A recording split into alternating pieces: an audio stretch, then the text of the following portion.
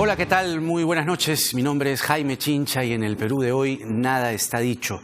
La denuncia que se ha conocido en las últimas horas, en la jornada, contra el candidato al Congreso por el Partido Morado, fundador del Partido Morado, el señor Daniel Mora, sin duda ha sido estremecedora y además de un grado de violencia que no teníamos tan a detalle en un parte policial, contado además por la propia esposa del señor Mora, la señora Lilia Virginia Jauregui Sanguinetti de Mora, que refirió el 9 de abril del 2019 haber sido víctima de violencia familiar en la modalidad de maltrato físico y psicológico por parte de su esposo Daniel Emiliano Mora Ceballos. El Partido Morado ha hecho el deslinde necesario, inexorable, y lo que ha hecho es invocar al Jurado Nacional de Elecciones a que, dada la gravedad de la situación, acepte su renuncia e inicie su exclusión del proceso electoral en marcha. Vamos a ver si esto es posible o no, y sobre todo cotejar y conversar sobre cómo esto puede impactar sobre la lista del Partido Morado a la luz de si hubo los filtros adecuados. Está aquí la candidata al Congreso por el Partido Morado, la señora Zenaida Solís, que va con el número 5. ¿Cómo le va? Buenas noches. Muchas gracias por venir. Muchas gracias por la invitación. Esto, yo doy por sentado que ha leído usted parte. Claro, todo. Si el público no ha tenido la oportunidad, nuestro público no ha tenido la oportunidad de escuchar, la parte más grave es que el día 19 de marzo del 2019, 4 de la tarde, fui a recoger al colegio a mis nietas. Al retornar a casa se me bajó una de las llantas de mi carro, llegué a mi domicilio, lo guardé así en el estacionamiento. Al día siguiente mi esposo se percató del hecho y empezó a reclamarme, diciéndome que no toque sus cosas, inútil, irresponsable, amenazándome que yo no agarraré ningún carro, que nada de la casa es mío y que todo era de él, que no tengo ni mierda. Le dije que no es nadie para prohibirme que yo maneje los carros, me dio una cachetada rompiéndome la nariz, a lo que me defendí con mis manos. Ante eso empezó a bofetearme, que me caía al piso. Estando allí, en el piso, indefensa, sin poder defenderme, comenzó a patearme varias veces en la pierna para luego salir de la casa. Como mujer, ¿usted qué tiene que decir? Como mujer y miembro del Partido Morado, estamos todos indignados, dolidos, porque Daniel Mora no ha sido un militante cualquiera, ha sido secretario nacional de organización. Y entonces, y fundador. Claro, y entonces lo que nosotros hemos hecho es reaccionar tan pronto nos hemos enterado. No hemos dejado pasar nada de tiempo. Nos hemos reunido en cuanto nos enteramos. Julio Guzmán estaba hoy día, todavía está en Lima Provincias porque estaba programado así y la noticia lo agarró fuera de Lima, entonces él no ha estado, sino ha participado por teléfono, pero todos los demás miembros del comité político estuvimos reunidos, leímos todo, indagamos todo y procedimos a exigirle la renuncia a Daniel Mora. Entiendo, se demoró un poquito en respondernos el teléfono, entiendo que estaba procesando todo, claro, determinando qué es lo que iba a hacer, pero Jaime, nosotros no podíamos hacer otra cosa. El Partido Morado nace para dar impulso a la renovación de la política. Nuestras dos banderas principales son lucha anticorrupción y lucha contra la violencia hacia la mujer. ¿Cómo transar con eso? No hay forma de transar ante un hecho tan puntual como ¿por qué el señor Julio Guzmán, que suele ser muy activo en las redes sociales, no ha emitido hasta el momento un pronunciamiento? Se entiende que no ha estado en la conferencia porque usted está explicando bien que está en Lima Provincias, pero ha podido decir algo. Porque ha dejado que sea el comité político del cual él es parte.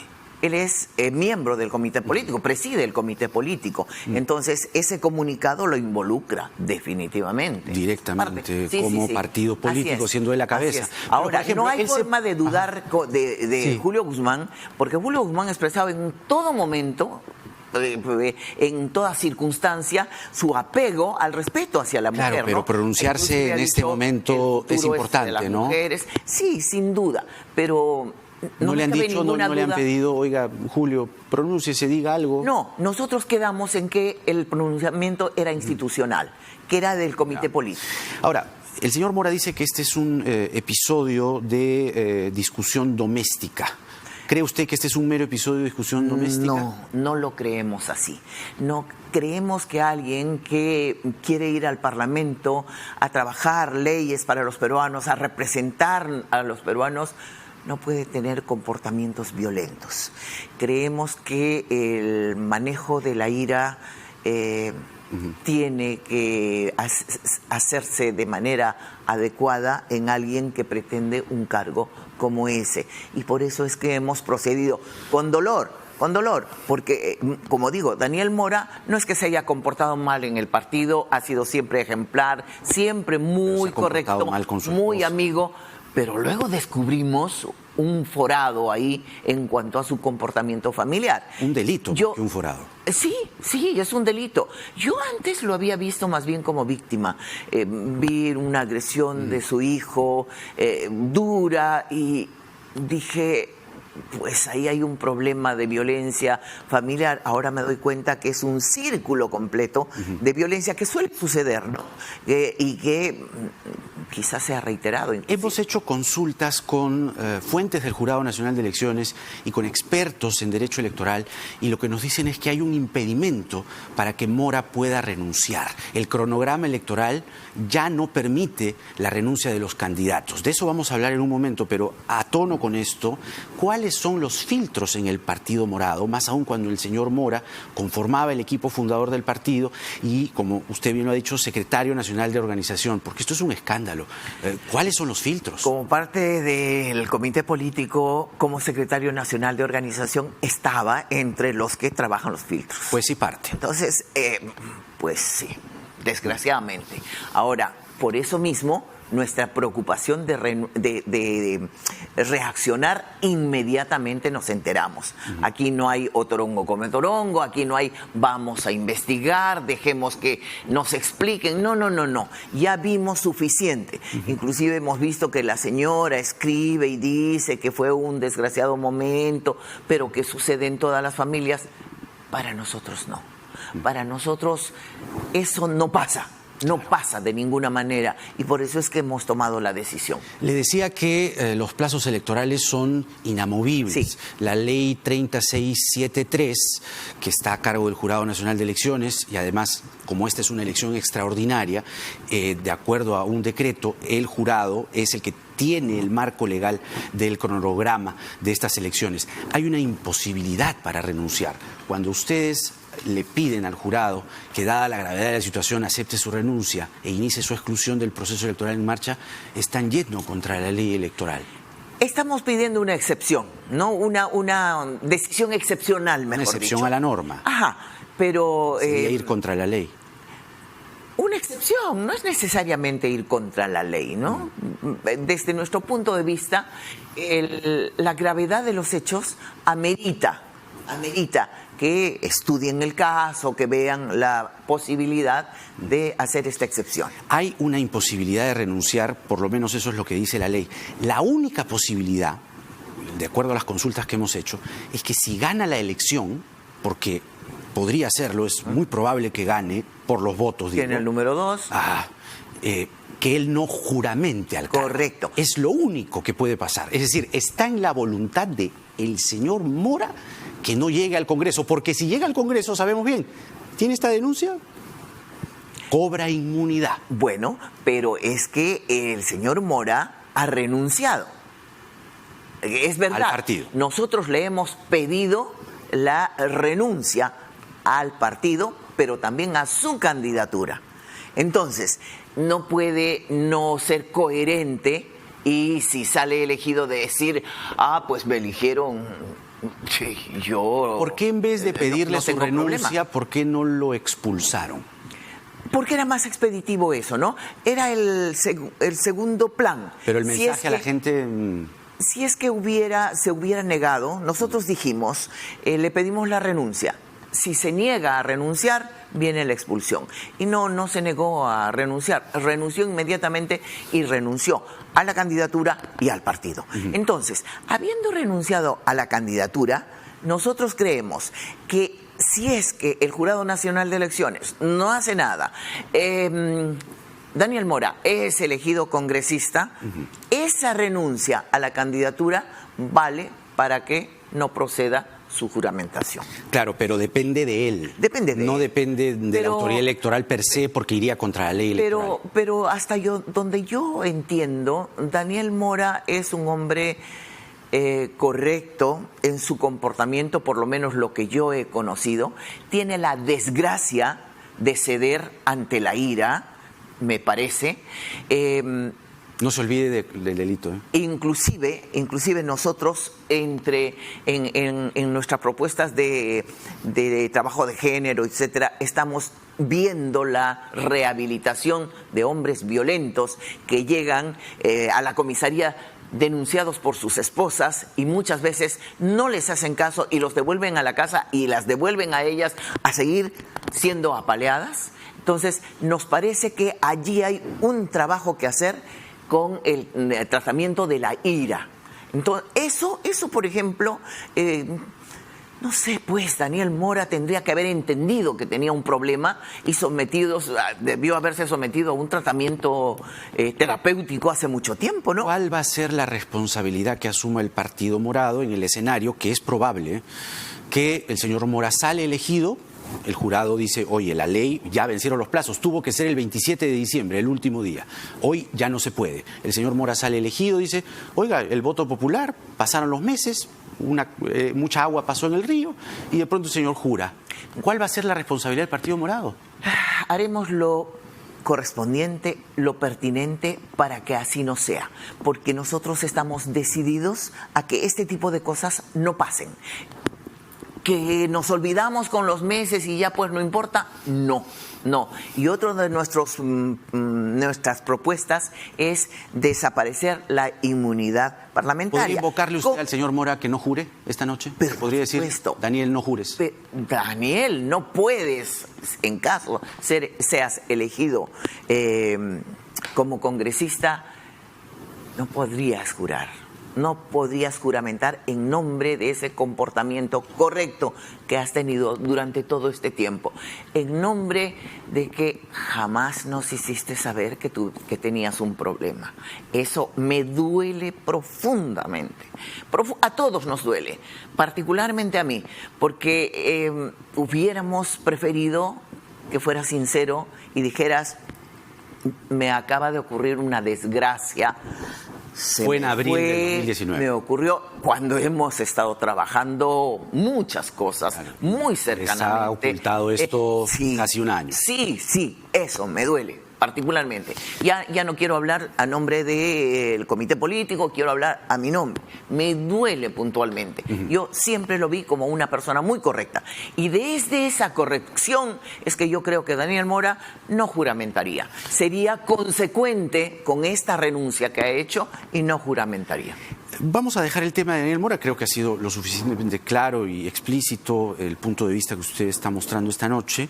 Y hay algo que me ha llamado la atención que llamaríamos las alas ideológicas del Partido Morado, dentro del Partido Morado. El señor Guzmán, por ejemplo, aquí en RPP dijo, y cito, me considero una persona muy tolerante ante las opiniones de la gente, yo tengo varios valores progresistas, no comparto los extremismos de ningún lado, aprecio y respeto a las personas que piensan de forma conservadora, es decir, progresista, conservadora. Y el señor Julio Olivares, por su lado, se dice liberal progresista. ¿Usted en cuál de las alas ideológicas del Partido Morado está? Bueno, yo me considero una persona de centro. He intentado toda mi vida estar en el centro y que no está vacío de contenido. El centro es el lugar donde ni la máxima esa protección maximalista de la izquierda hacia todo llega, ni esta posición de el mercado lo resuelve todo de la derecha. Entonces, me parece que es muy importante un Estado fuerte, un Estado que mire, que vigile, que haga los controles necesarios, pero no demasiados que ahogue a las personas. El enemigo natural del Partido Morado, a tenor de las declaraciones públicas del señor Julio Guzmán, es el fujimorismo y el aprismo. La última declaración de Guzmán que convalida esa postura contraria al fujimorismo se produjo cuando el TC declaró constitucional la disolución del Congreso y dijo, una derrota más de la corrupción, la democracia peruana se fortalece con esta decisión, este 26 de enero toca derrotar a las mafias y a los partidos políticos que los representan. ¿comparte usted esta postura del señor Guzmán contraria al fujimorismo, contraria al aprismo? Claro que sí, pero es porque hemos visto su actuación en el Congreso. Un Congreso absolutamente obstruccionista, un Congreso que no ha permitido que sea posible el trabajo, que ha relegado los temas más importantes, que ha obstruido permanentemente la labor del Ejecutivo. No digo que el presidente haya hecho las cosas muy bien siempre, digo, por ejemplo, que el presidente se quiso ir y dijo, nos vamos todos. Y no lo dejaron. Y el presidente estaba dando, Vizcarra, me refiero a Vizcarra, estaba dando muestras de que quería irse porque no tenía ni equipos, ni gabinete, ni bancada. ¿Usted comparte ni entonces la postura de Guzmán Sin de ser contraria al fujimorismo y al aprismo? A mí particularmente como persona no me gustan los antis. Inevitablemente terminamos siéndolo, porque sí, pues. El señor Guzmán sí parece ser un antifujimorista, un antiaprista. Bueno, pero se lo han ganado, ¿no? ¿Usted estuvo de acuerdo con el gobierno de Fujimori? No. A Fujimori yo le reconozco esfuerzo, trabajo, esfuerzo sobre todo en la lucha contra el terrorismo. Me pareció terrible que Montesinos metiera todo su poder allí y Fujimori se sometiera a ese poder y terminaran en una respuesta del Estado tan defectuosa que mataba a inocentes. Mira Barrios Altos lo que fue y te vas a dar cuenta que mataron a heladeros, por ejemplo, y luego la corrupción, porque no me cabe ninguna duda que hubo una tremendísima corrupción. Fujimori ha intentado decir que eso será Montesinos y que no él. Para mí no, para mí era una dupla. Hemos encontrado un video en YouTube que corresponde al programa Contrapunto en la frecuencia latina de los Winter, en noviembre de 1997. Tal como se puede ver, es el máster de una entrevista que usted le hizo a Fujimori. El máster, como usted sabe, pero es necesario decir sobre la gente de los términos televisivos, es la grabación en bruto, que incluye incluso fragmentos que no salieron al aire. Nos llamó la atención un extracto, le invito a verlo y también a nuestro público. Primero en las palabras y por atrás, ¿no? Con los cañones y los obuses. Esa es la preocupación, ¿no? Presidente, ¿me permite hacer una pausa y al retornar conversar sobre los otros temas? Presupuesto, por ejemplo, han pedido miembros de la oposición la desaparición del Ministerio de la Presidencia. Ah, eso me gustaría aclararlo. ¿Regresamos? Ah, por supuesto. Es Contrapunto. Volvemos con el presidente de la República. ¿Qué tal salió? ¿Sí? Yep.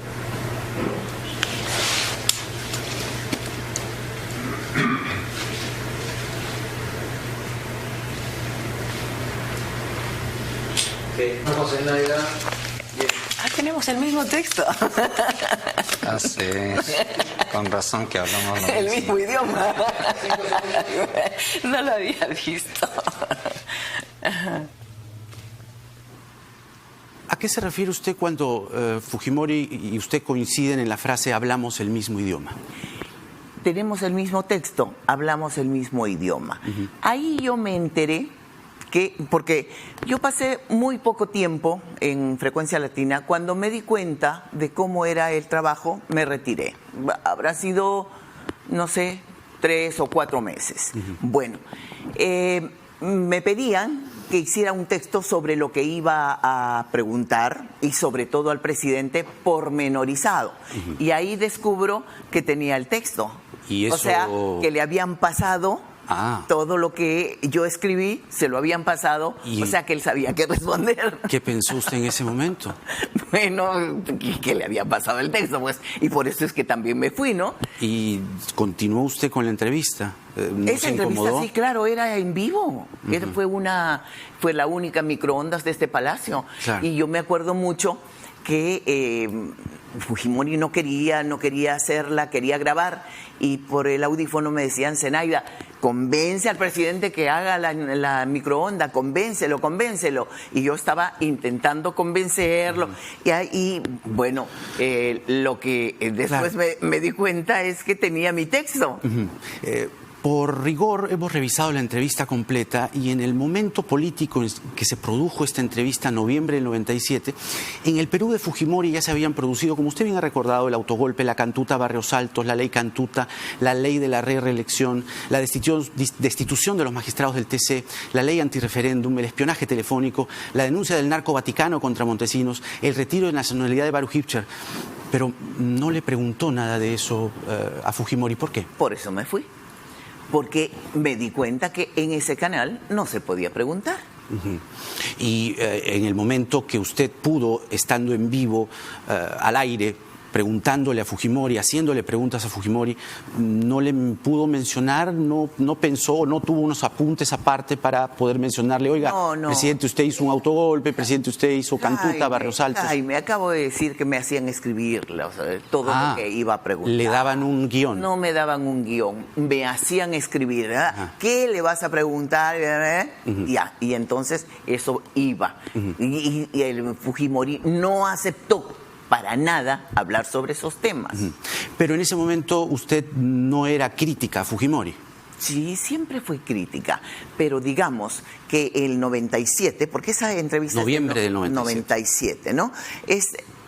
No era tan claro el panorama como al 88, 98, 99, en que estuve en CPN Radio y desde CPN Radio desarrollé todo un periodismo plural que todo el mundo recuerda. Claro, pero por eso le decía, ya habían pasado algunas cosas, ¿no? El autogolpe, la cantuta, Barrios Altos, usted ha recordado que hasta un heladero mataron, pero esas cosas ya habían sucedido. Por eso mismo consideré que no se podía trabajar en ese canal. Y por eso mismo me fui. E inclusive habían domingos en que no tenía entrevista, no salía ninguna entrevista. ¿Por qué? Porque no pasaba, pues, ¿no? De lo que pensaba usted en ese momento a hoy, ¿cuánto ha cambiado su punto de vista sobre Fujimori? Nunca ha cambiado, nunca ha cambiado. El hecho de que yo no pudiera preguntar sobre X cantidad de temas no significa que no pensara lo que pensaba. Solamente significaba que en ese trabajo, en ese canal, no me iban a dejar decir lo que yo decía. Y bueno, ¿qué pasó después? Uno se va quedando sin trabajo. ¿Cuánto tiempo exactamente estuvo en Frecuencia Latina de los Winter? Muy poco tiempo, sí, 4 meses, una cosa así. Usted, si pudiera retroceder el tiempo, esto es un juego, digamos, pero le haría las preguntas que no le hizo en su momento, es decir, le preguntaría sobre cantuta, le preguntaría sobre el golpe, le preguntaría sobre cosas que nos parece que debió hacerle esos cuestionamientos. No se podía porque en ese momento en Frecuencia Latina habían pactado una entrevista sobre X cantidad de temas y Fujimori no aceptó que se le pregunte sobre no aceptó. Terrorismo. No aceptó. ¿Tampoco sobre Vaticano? Porque entiendo que la denuncia de Vaticano la sacó usted en CPN. Lo que yo pude preguntar es lo que pasó, ya. El examen, digamos. El examen de Fujimori.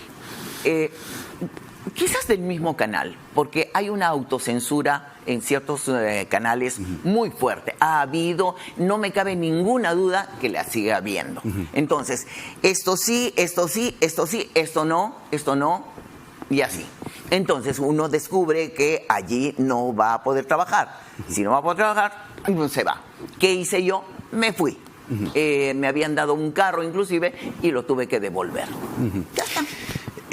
¿Cómo piensa usted, digamos, para adelante, mirando ya el Congreso de la República, tomar estos temas que hemos recordado un poco la historia reciente? El fujimorismo va a ser, sin duda, de acuerdo a la encuesta de CPI, que ya viene Manuel Saavedra en un instante para desarrollarla con él, va a tener una cantidad, aparentemente, si la elección fuese mañana, una cantidad importante de curules. Sí. Lo que a mí me preocupa es que tengan la misma actitud que en el Congreso anterior. Si tienen una mayoría que no va a ser como la que fue en el Congreso anterior, pero igual, si tuvieran una mayoría y tuvieran la misma actitud, mi pesadilla recurrente es que podría este nuevo Congreso entramparse otra vez. Y si se entrampara en esos líos intestinos de que no quiero esto y no quiero lo otro, y no aprobamos esto y no aprobamos lo otro, ¿en qué va a creer la gente después? Los peruanos, ¿qué van a querer luego de ese Congreso? Y encima es un Congreso que es para mí, como digo yo, es una ventanita de oportunidad de 1 año 4 meses. Si en ese año 4 meses no se logra hacer la modificación a la ley orgánica de elecciones, por ejemplo, para poder aprobar las reformas que se deben inaugurar para las elecciones del 21, nos vamos hasta el 26. Y si nos vamos hasta el 26 con todas las deficiencias que tenemos, estamos hechos, estamos perdidos. Entonces, desde acá, si es que los fujimoristas van a entrar, que empiezan a comprender que no pueden tener la misma actitud. Zenaida Solís, candidata por el Partido Morado con nosotros, gracias por responder a nuestras preguntas, sobre todo el caso de Daniel Mora, que ha despertado muchísima atención, y vamos a seguir de cerca, sobre todo, esta situación entrampada en el organismo electoral, porque, de acuerdo a lo que hemos consultado, y lo volvemos a decir, el jurado no podría sacar a Mora, tendría que ser el propio Mora el que, por honor, ¿no?, por una cuestión de sentido común y ante tanta evidencia, de un paso al costado, decline y no juramente. Muchas gracias. Yo pienso que será así. Le agradezco por la entrevista. Buenas noches. Vamos a la pausa en el programa a esta hora. Vamos a comentar, como lo dije hace un momento, la última encuesta de CPI. Hay muchos datos reveladores. El ausentismo preocupa. Manuel Saavedra viene porque nada está dicho.